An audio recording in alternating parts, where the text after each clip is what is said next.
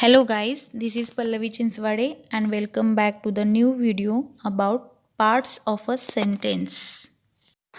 आपण या आधीच्या व्हिडिओमध्ये पार्ट्स ऑफ स्पीच बघितले म्हणजे शब्दांच्या जाती बघितल्यात. आता आपण या व्हिडिओमध्ये पार्ट्स ऑफ अ सेंटेन्स बघायचे आहे. म्हणजेच एखाद्या सेंटेन्समध्ये किंवा वाक्यामध्ये काय भाग असतात किंवा ते भाग कोणकोणते आहेत ते आपण आता या व्हिडिओमध्ये बघायचं आहे.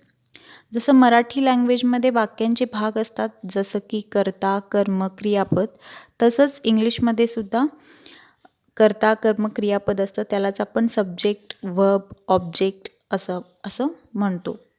अनेक अर्थपूर्ण शब्दांचा समूह जेव्हा एकत्र येतो तेव्हा एक वाक्य बनतं किंवा एक सेंटेन्स बनतं आणि ते अर्थपूर्ण शब्द त्या वाक्यामध्ये किंवा त्या सेंटेन्समध्ये काय म्हणून आलेले आहेत हे आपण पार्ट्स ऑफ अ सेंटेन्समध्ये बघायचं आहे.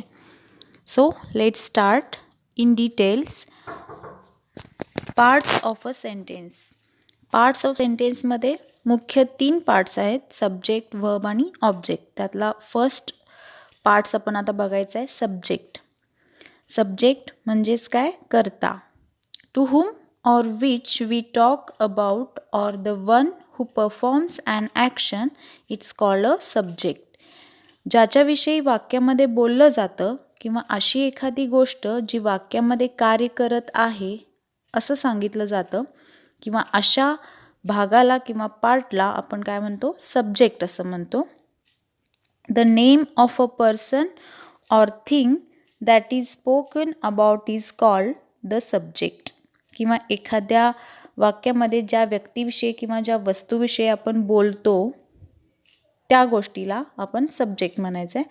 फॉर एक्झाम्पल बघूया, अयांश इज प्लेइंग. आता या वाक्यामध्ये अयांशबद्दल बोललं जातं आहे म्हणून इथं अयांश हा काय आहे? सब्जेक्ट आहे.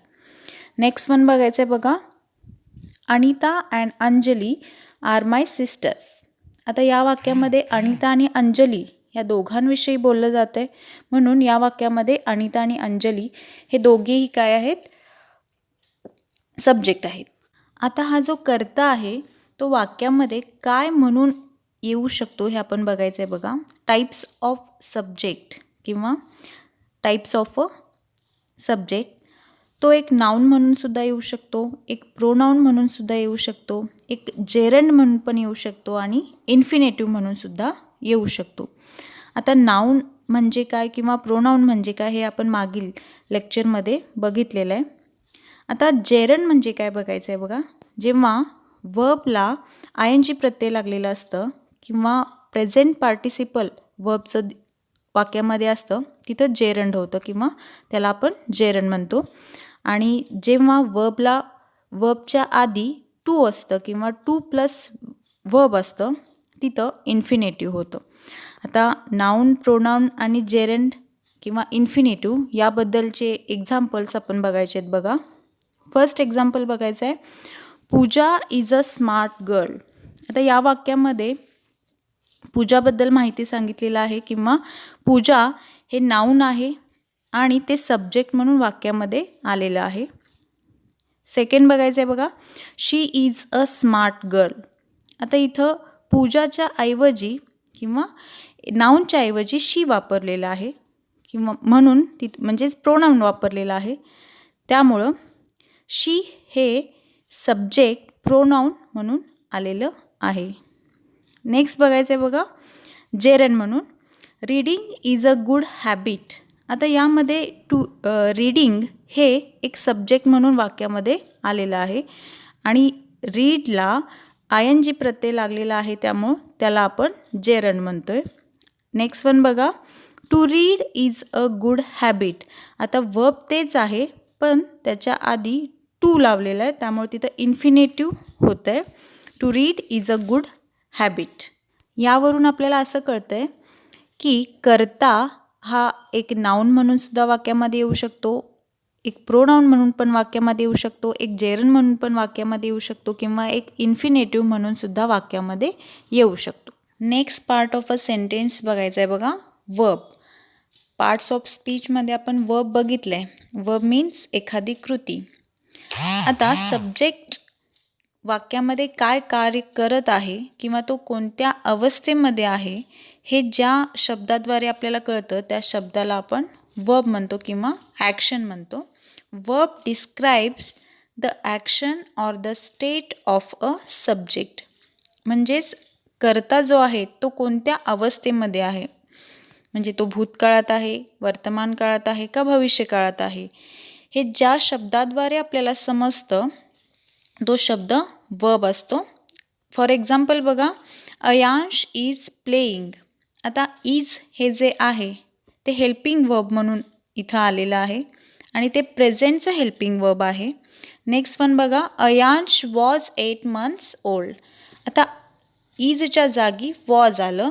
हे जे वॉज आहे ते भूतकाळाचं किंवा पास्ट हेल्पिंग वर्ब आहे.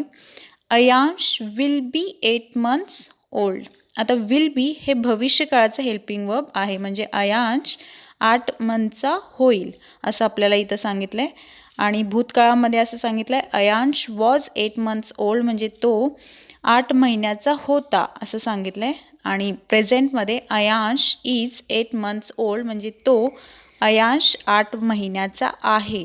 म्हणजे प्रेझेंट, पास्ट अँड फ्युचर हे तिन्ही आपल्याला is, was and will be वरून समजते, म्हणजेच सब्जेक्टचं स्टेट समजते, त्यालाच आपण वर्ब म्हणतो. आता असे वर्ब किती आहेत बघा. फर्स्ट आहे किंवा टाईप्स ऑफ वर्ब बघायचं आहे. मेन वर्ब म्हणजेच काय, मुख्य क्रिया, म्हणजे एखादी मुख्य क्रिया त्याला आपण मेन वर्ब म्हणतो. Main verb describes the action of the subject. आता हे जे मेन वर्ब आहे ते कर्त्याचं ॲक्शन आपल्याला डिस्क्राईब करतो. आता असे मेन वर्ब कोणकोणते असू शकतात बघा. Dancing, singing, thinking, reading, writing, missing, feeling, हे सगळे काय झाले, मेन वर्ब झाले. म्हणजे कर्त्याची स्टेट दाखवलं जातं इथं किंवा कर्ता डिस्क्राईब केलं जातं, तिथं मेन वर्ब आपल्याला समजू शकतं. नेक्स्ट आहे बघा हेल्पिंग वर्ब. जसं आपण वरील वाक्यामध्ये बघितलं, हेल्पिंग वर्ब म्हणजे सहाय्यकारी क्रियापदे. आता असे हेल्पिंग वर्ब्स कोणकोणते आहेत बघा. हेल्पिंग वर्ब त्यांनाच आपण ऑक्झिलरी वर्ब्स असं सुद्धा म्हणतो. सहाय्यकारी क्रियापदे, सहाय्यक क्रिया किंवा सब्जेक्ट ज्या अवस्थेबद्दल किंवा सब्जेक्ट ज्या अवस्थेमध्ये आहे हे आपल्याला सांगतात. Helping verb describes the state of the subject whether it is present, past or future. आता आपण प्रेझेंटचे हेल्पिंग वर्ब्स बघतोय. Is, am, are, has, have, has been, have been, do, does, हे सगळे काय झाले, प्रेझेंटचे हेल्पिंग वर्ब झाले. तसंच आपण पास्टचे हेल्पिंग वर्ब बघूया. Was, were, did, had, had been, हे आपण हे पास्टचे हेल्पिंग वर्ब झाले. Future helping verbs will, will have, will have to, हे फ्युचरचे हेल्पिंग वर्ब झाले. मोडाल ऑक्झिलरी वर्ब्स कोणकोणते आहेत बघा. Can, could, would, should, may, might, must, should have, would have, etcetera. आता या ऑक्झिलरी वर्बच्या सहाय्याने वाक्यामध्ये स्ट्रॉंग ऑब्लिगेशन किंवा कंपल्शन इत्यादींचा अनुमान लावता येतो. आता आणखीन एक टाईप्स ऑफ वर्ब आहे बघा, ट्रान्झिटिव्ह वर्ब. ट्रान्झिटिव्ह वर्ब म्हणजे काय बघा, एखाद्या वाक्यामध्ये ऑब्जेक्ट आहे. आता ऑब्जेक्ट म्हणजे काय हे आपण नंतर बघणार आहोत. एखाद्या वाक्यामध्ये ऑब्जेक्ट आहे आणि ऑब्जेक्टवर कर्त्याद्वारे केलेल्या कामाचा प्रभाव पडत आहे, तिथे वापरण्यात येणारी क्रिया म्हणजेच काय असते, ट्रान्झिटिव्ह वर्ब असते. हे आपण नंतर उदाहरणाद्वारे समजून घेऊयात. म्हणजेच काय, ऑब्जेक्ट वाक्यामध्ये आहे आणि ऑब्जेक्टवरती कर्त्याद्वारे केलेल्या कामाचा प्रभाव पडत आहे आणि तिथे वापरण्यात येणारी क्रिया म्हणजेच ट्रान्झिटिव्ह वर्ब. तिथंच नेक्स्ट टाईप्स आहे इनट्रान्झिटिव्ह वर्ब. म्हणजे एखाद्या वाक्यामध्ये ऑब्जेक्ट नसते. वरती आपण ट्रान्झिटिव्ह वर्बमध्ये ऑब्जेक्ट आहे असं बघितलं आणि इनट्रान्झिटिव्ह वर्बमध्ये ऑब्जेक्टच नाही आहे वाक्यामध्ये, पण क्रियेचा प्रभाव म्हणजे कर्त्याद्वारे केलेल्या कामाचा प्रभाव एखादी क्रिया दर्शवत आहे, तिथे इनट्रान्झिटिव्ह वर्ब किंवा त्या क्रियेला इनट्रान्झिटिव्ह वर्ब किंवा अकर्मक क्रियापद असं आपण तिथं म्हणतो. काही उदाहरणावरून आपण स्टेट ऑफ अ वर्ब कसं वाक्यामध्ये आलेलं आहे हे बघूया बघा. फर्स्ट आहे Anjali is playing guitar. Anjali काय करते? गिटार वाजवते किंवा गिटारशी खेळत आहे. आता इथं इज आलेला आहे म्हणजेच प्रेझेंटमध्ये ती वाजवत आहे. इज मीन्स ती प्रेझेंटमध्ये सांगत आहे. इज हे आपल्याला स्टेट दाखवत आहे अंजलीचं प्रेझेंटमधलं. नेक्स्ट आहे बघा I was listening to music. आता इथं वॉज आहे म्हणजे हे पास्टमधलं सांगतंय. वॉज हे हेल्पिंग वर्ब आपल्याला पास्ट मधलं ॲक्शन दाखवत आहे. नेक्स्ट आहे he will become a doctor. Will future. विलमधून आपल्याला काय प्रतीत होतं? Future. Next part of a sentence आहे ऑब्जेक्ट म्हणजेच काय? कर्म. Object is the one which gets affected by the action or the state of the subject. आधी आपण बघितलं सब्जेक्ट बघितलं, वर्ब बघितलं. सब्जेक्ट म्हणजे कर्ता आणि वर्ब म्हणजे क्रियापद. आता कर्त्याद्वारे केलेल्या कार्याचा प्रभाव पडला आहे हे ज्या शब्दाद्वारे दाखवलं जातं त्याला ऑब्जेक्ट म्हटलं जातं. A group of words which is used after a transitive verb is called an object. कर्त्यानं काय काम केलेलं आहे आणि ते काम किंवा त्या कामाचा प्रभाव कोणत्या गोष्टीवरती पडलेला आहे त्या गोष्टीला आपण काय म्हणायचं आहे? ऑब्जेक्ट. आता ऑब्जेक्टमध्ये दोन पार्ट आहेत बघा, direct object and indirect object. Direct object means a thing is the direct object. एखाद्या वस्तूला आपण प्रत्यक्ष कर्म म्हणतो. डिरेक्ट मीन्स प्रत्यक्ष कर्म.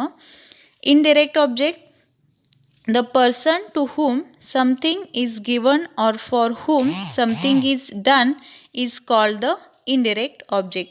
ज्या व्यक्तीसाठी काहीतरी केलं जातं किंवा त्या व्यक्तीला काहीतरी दिले जाते त्याला अप्रत्यक्ष कर्म असं म्हणतात. डिरेक्ट मीन्स प्रत्यक्ष कर्म अँड इनडिरेक्ट मीन्स अप्रत्यक्ष कर्म.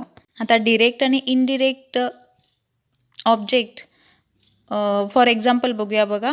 पूजा टीचेस अस इंग्लिश. आता पूजा टीचेस अस इंग्लिश. पूजा काय करते? इंग्लिश शिकवते. कोणाला? अस, आपल्यांना. आता बघा यामध्ये अस जे आहे ते इनडिरेक्ट ऑब्जेक्ट आहे.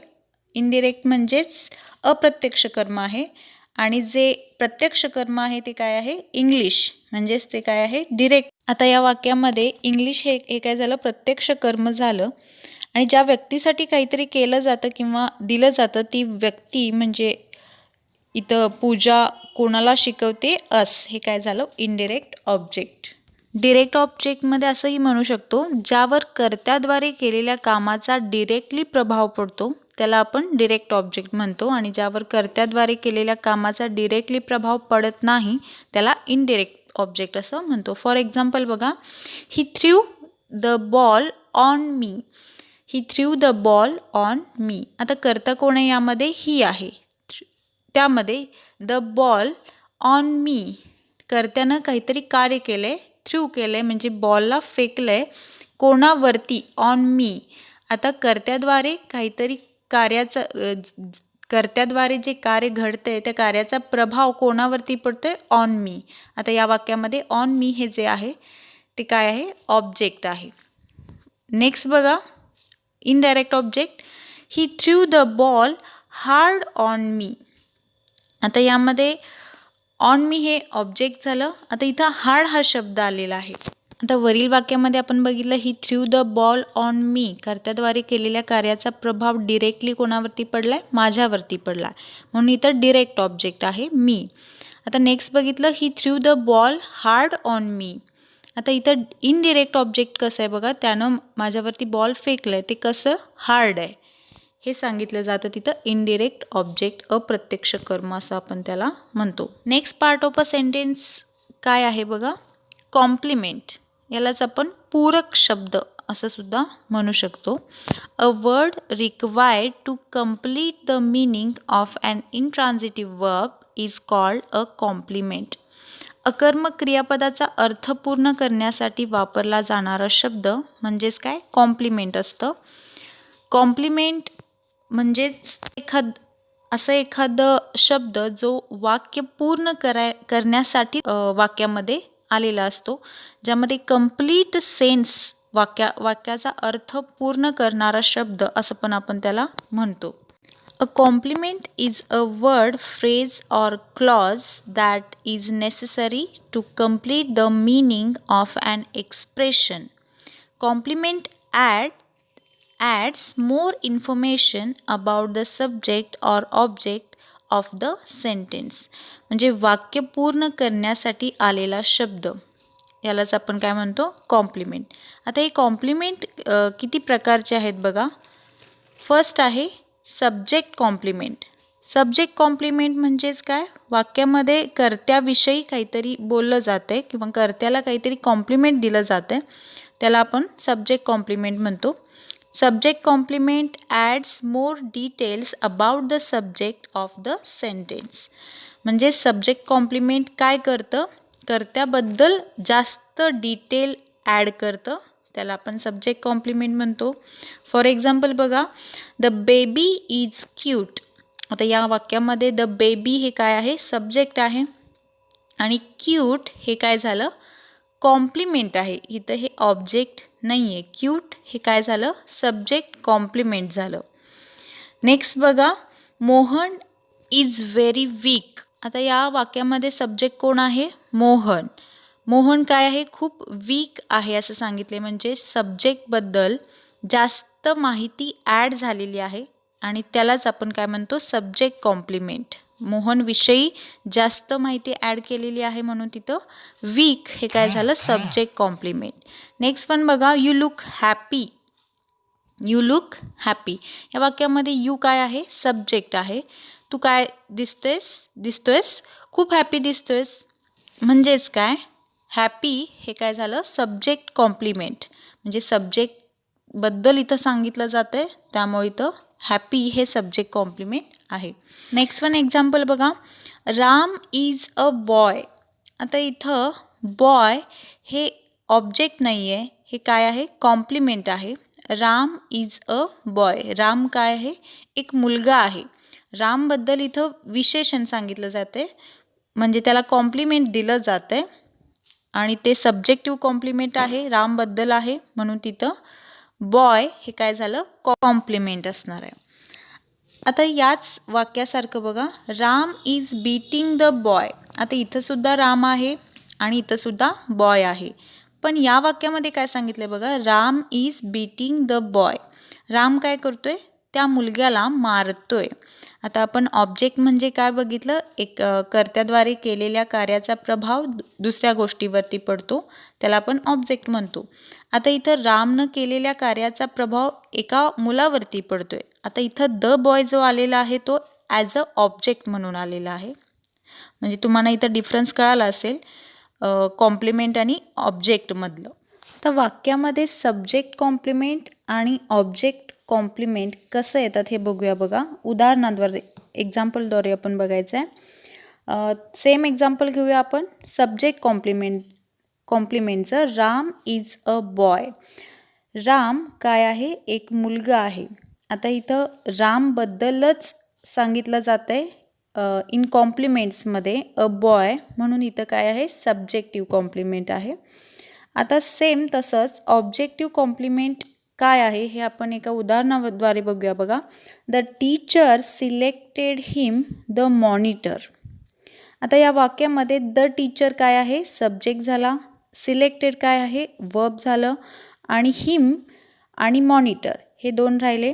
आता हिम आणि मॉनिटरमधलं कॉम्प्लिमेंट कुठलं आणि ऑब्जेक्ट कुठलं हे आपण आधी बघायचं आहे बघा. द टीचर सिलेक्टेड हिम हे आता हिम आणि टीचर, द टीचर वेगळं आहे आणि हिम पूर्णतः वेगळं आहे. टीचर आणि हिम हे दोन्ही सेम सारखे व्यक्ती नाही आहेत, म्हणून हिम हे काय झालं, इथं ऑब्जेक्ट झालं. द टीचर आणि हिम हे जर सेम असतं तर हिम हे काय झालं असतं, कॉम्प्लिमेंट झालं असतं. पण इथं द टीचर आणि हिम हे वेगवेगळे दोन व्यक्ती आहेत, म्हणून हिम हे काय आहे, इथं ऑब्जेक्ट आहे.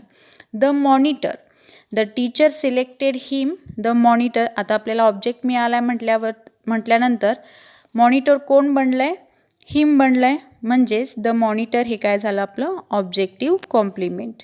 म्हणजे पहिल्या वाक्यामध्ये राम इज अ बॉय, रामबद्दलच सांगितलं जात आहे, म्हणून इथं सब्जेक्टिव्ह कॉम्प्लिमेंट काय झालं अ बॉय झालं. आणि नेक्स्ट उदाहरणामध्ये हिम आणि मॉनिटरमधला फरक कळाला असेल. आणखीन एक उदाहरण घेऊया बघा. We invited him the chief guest. आता या वाक्यामध्ये आपल्याला लगेचच समजेल बघा. वी हे काय आहे सब्जेक्ट आहे, इन्व्हायटेड हे वर्ब आहे. आता यामधला हिम वरती बघितल्याप्रमाणे काय आहे ऑब्जेक्टच आहे. वी आणि हिम दोन वेगवेगळी व्यक्ती आहेत, म्हणून हिम हे काय झालं ऑब्जेक्ट झालं. द चीफ गेस्ट हे काय झालं आपलं कॉम्प्लिमेंट, आणि ते कॉम्प्लिमेंट कसं आहे ऑब्जेक्टिव्ह कॉम्प्लिमेंट. काही वेळा असं होतं की कॉम्प्लिमेंट आणि ऑब्जेक्ट यामधला फरक लगेच लक्षात येत नाही. त्यासाठी काय करायचं आहे बघा आपल्याला. फॉर एक्झाम्पल मी सांगते, समजून घ्या. राम इज अ बॉय हे एक आपलं वाक्य आहे.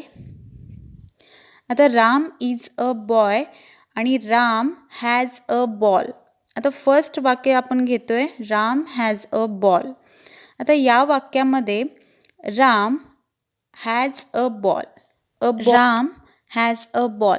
आता या वाक्यामध्ये अ बॉल हे कॉम्प्लिमेंट आहे का ऑब्जेक्ट आहे हे कसं समजायचं बघा. राम आणि बॉल या दोन्ही गोष्टी वेगवेगळ्या आहेत.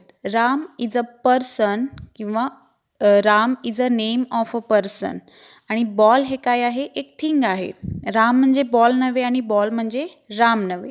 असं जेव्हा वाक्यामध्ये असतं तेव्हा डेफिनेटली इथं काय असतं हे ऑब्जेक्ट असतं, हे आपण समजून घ्यायचं. म्हणजे कर्ता किंवा कर्त्याबद्दल काही आपण तिथं ऑब्जेक्टमध्ये घेत नाही आहे, तिथं नक्कीच काय असतं ऑब्जेक्ट असतं. नेक्स्ट उदाहरण सेम तसंच राम इज अ बॉय. आता इथलं अ बॉय काय आहे वरती बघितल्याप्रमाणे हे काय आहे कॉम्प्लिमेंट आहे. आता हे कॉम्प्लिमेंट कसं झालं, इथं अ बॉय हे कोणाबद्दल सांगितलं जातं आहे रामबद्दलच सांगितलं जाते, किंवा अ बॉय म्हणजे कोण आहे तो रामच आहे. म्हणजे कर्ता हा जो पर्सन आहे तीच व्यक्ती आहे, म्हणून इथं काय आहे कॉम्प्लिमेंट आहे. सो पार्ट्स ऑफ अ सेंटेन्समधलं आपण सब्जेक्ट, वर्ब, ऑब्जेक्ट आणि कॉम्प्लिमेंट हे चारही प्रकार बघितलेले आहेत. इंग्लिशमध्ये तो पॅटर्न आहे S+V+O और C म्हणजेच कॉम्प्लिमेंट. हे नक्कीच तुम्हाला समजलं असेल. व्हिडिओ जर आवडला असेल तर नक्कीच शेअर करा, सबस्क्राईब करा आणि कमेंट करा. थँक्यू.